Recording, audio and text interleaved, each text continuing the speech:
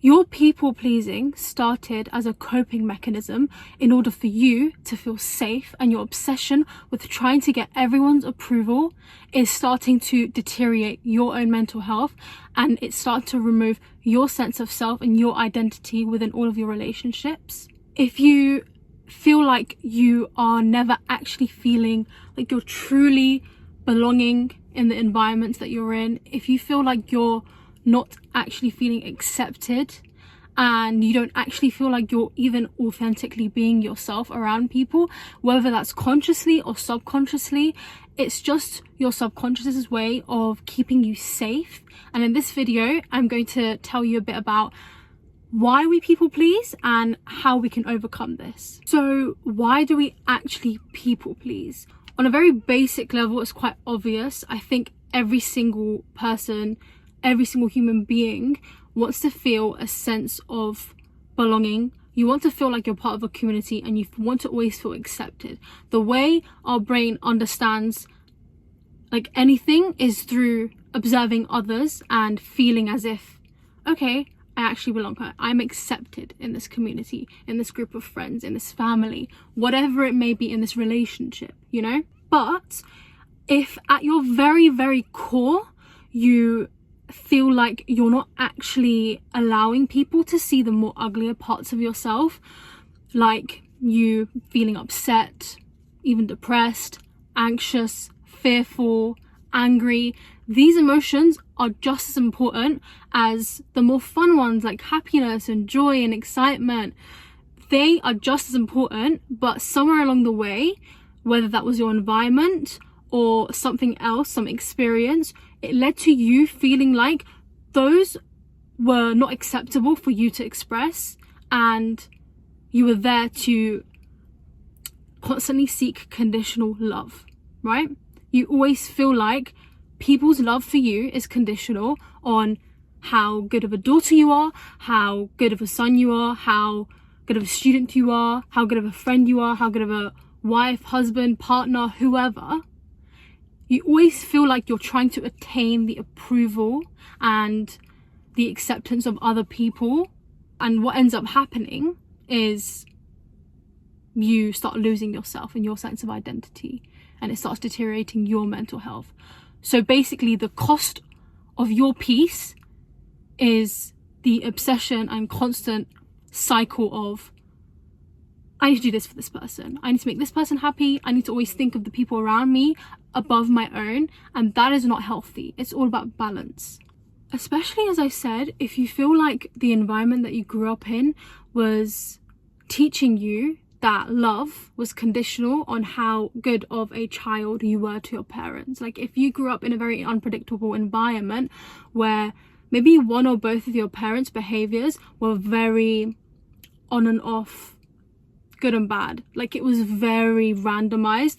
One day it might just be based on how they were feeling, or they could have just not been present for you at the time, or they could have just felt like they were displaying emotional, loving behavior only when you were being more obedient in the house, or when you were being a good student, or when you were just what would be considered as a good child, like, right, like just doing as they were being told, and etc, etc.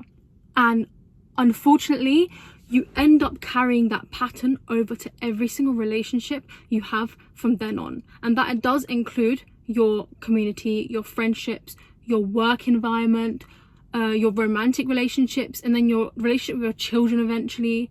And that just starts trickling down everywhere until you feel so drained, because you don't actually, on like a very core level, feel like you deserve love and you deserve acceptance, you know? And what you need to understand about why this is happening is because on some level, you think that being less visible and less authentic and less you in your entirety, the good and the bad, is not something that is acceptable or deserving of love and acceptance and patience from the people around you.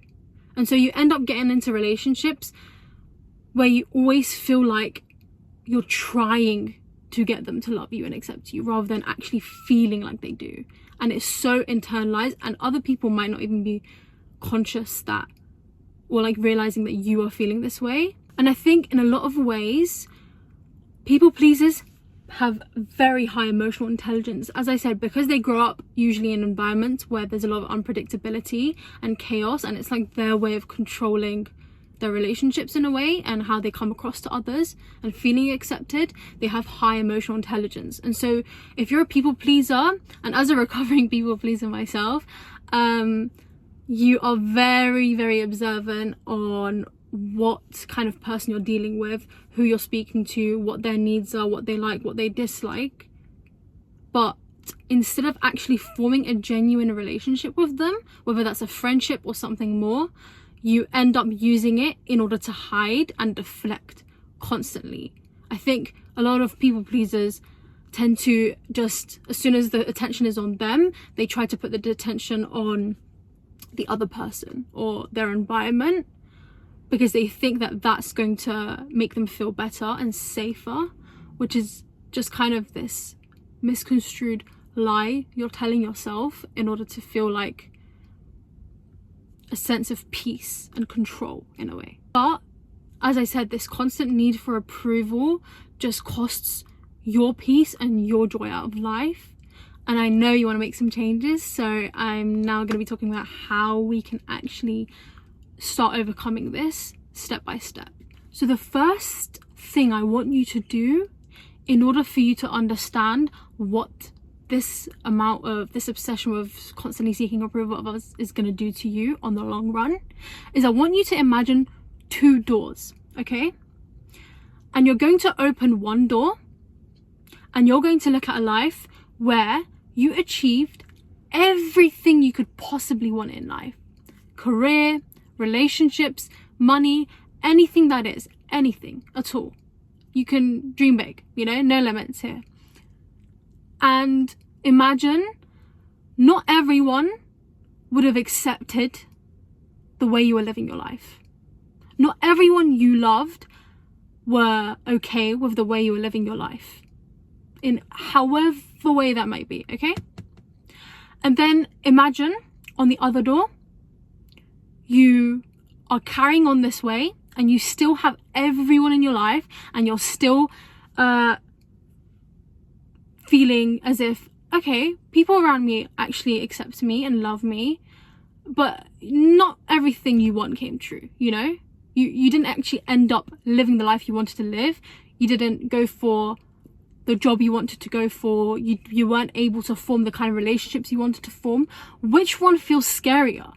I'm assuming it's the second one, because the cost of you not authentically being yourself, and the cost of you not actually living the life you want to live in order to seek approval and have the approval of other people, is just going to be your unhappiness and your sadness and your inability to achieve all of your dreams, which you deserve to have. If you want to choose safety over happiness, that is on you. I think this needs to be a wake-up call for you in order to actually be like, no, I need to just tell people how I feel, I think a lot of people pleasers really struggle with opening up about the more uglier emotions. They're not ugly, but they're considered ugly. That's why I'm saying uglier emotions. I don't actually think that they're ugly. Next time you get into an environment, I also want you to start communicating a little bit more. If someone asks, how are you? And you're not feeling okay, be like, I'm actually not feeling okay today. I'm actually struggling with this thing today. I'm going through this thing. I promise you, the people that actually care about you and love you will listen. They will always, always, always be waiting for you with open arms. And the people that don't actually truly love you for you, they're going to leave anyway. And you deserve better than someone who just wants you to be a good friend to them, rather than, a two-way relationship. Because a relationship it goes both ways. You both need to be able to feel like you're being heard and listened to, not just the other person. If you feel upset about something they did or said, be like, hey, I actually feel upset about this. I did not like the way I was being spoken to here, or I didn't appreciate this. But I want to have a conversation with you about it so we can actually go past it, because I do love you and I care about you and I don't want this relationship to end. Not everything has to lead to you like being hated and rejected and excluded. You don't have to isolate yourself emotionally to this extent in order to feel like you're being yourself. If you feel like you're only being yourself when you're alone in a room, that is not healthy and that's not okay. And I want you to know that even if you feel like you don't have anyone right now, you have you and you have me, but you have you. And if you feel like you can't actually express the way you're feeling to the people around you, or you feel like they're not going to listen to you, maybe try one time. And if you feel like that didn't really make a difference, that's when you might want to just be like, okay, I'm going to start dealing with this myself, and journal. I promise you, writing feels like a therapy like nothing else could give you, because you are reflecting on yourself. You're being objective on the core reason why you're behaving a certain way to yourself, and self-reflection always leads to more alignment, a life with purpose, and more authenticity in our lives. Remember that. Remember that saying no is a privilege. It is a privilege. I mean, this might be more in the context if, I don't know, I live in a first world country, so I'm very lucky. But human beings, the history of humans, we have not had this much choice in our lives, like ever. Your parents, your grandparents, your ancestors did not have the level of choice and the level of information and education and opportunity that we have right now. And you not actually taking those opportunities to actually free yourself from the emotional torment that you're going through, which people pleasing does eventually feel like emotionally draining. It just drains you, right? So what you want to do is understand that the choice that you have and the ability to say no is there. You have that option.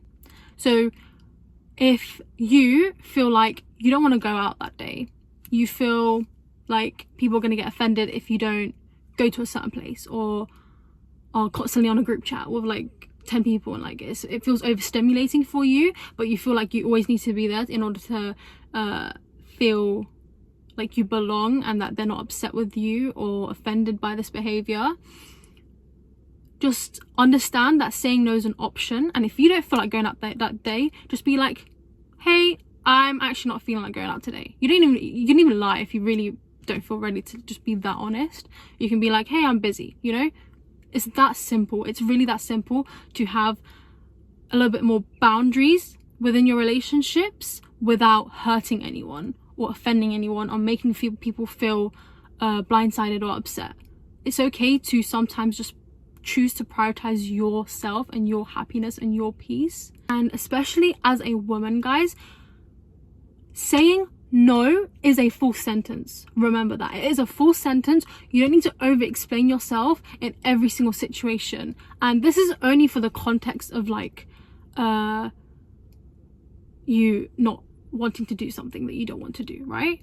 If someone asks you to do something that really goes out of your way, maybe this could even be at work, like let's say a co-worker keeps trying to delegate tasks to you, you're allowed to say no and have some boundaries. Or if you're constantly feeling like a family member is asking you to do everything for them, and you feel like if you reject them, they're just going to reject the whole relationship altogether, saying no is a full sentence. Period. Like, that's it. Remember, you don't always have to be the one who listens and is there for others. You don't always have to be the one giving advice to other people's problems. Sometimes you can just be like, hey guys, I have a problem here. I need to talk. This is what's bothering me.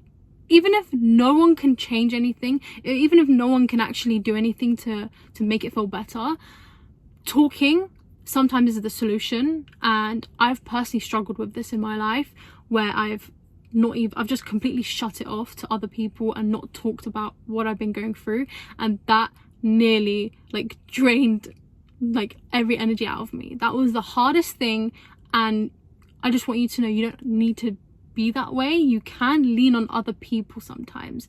It's okay. It doesn't matter what your inner child thought was the truth about you sometimes having to lean on others. That is okay. It's okay to rely on the people around you sometimes. You don't have to always be the independent, I'll handle anything girl. You don't. I promise you. This is like an eldest daughter, eldest child saying this, by the way. When you constantly live your life for the approval of other people, that is no longer your life. I'll repeat that again. Go back 10 seconds and just keep listening to that sentence, because when you are constantly putting other people on a pedestal and other people's approval and acceptance and opinions of you on a pedestal, that will drain you. That will not make you happy. You need to remove those people off that pedestal and put yourself on it, okay? You need to be your priority. Your opinion should never, ever, ever be less important than the opinion of other people. It doesn't matter how much love you have for them. It doesn't matter how much you care about these relationships. No one's opinion of you matters more than your opinion of you and your self-acceptance and your self-love. Nothing is as important as your self-concept. Just remind yourself that you're not here to live up to other people's expectations of you. You are here to live up to yours, okay?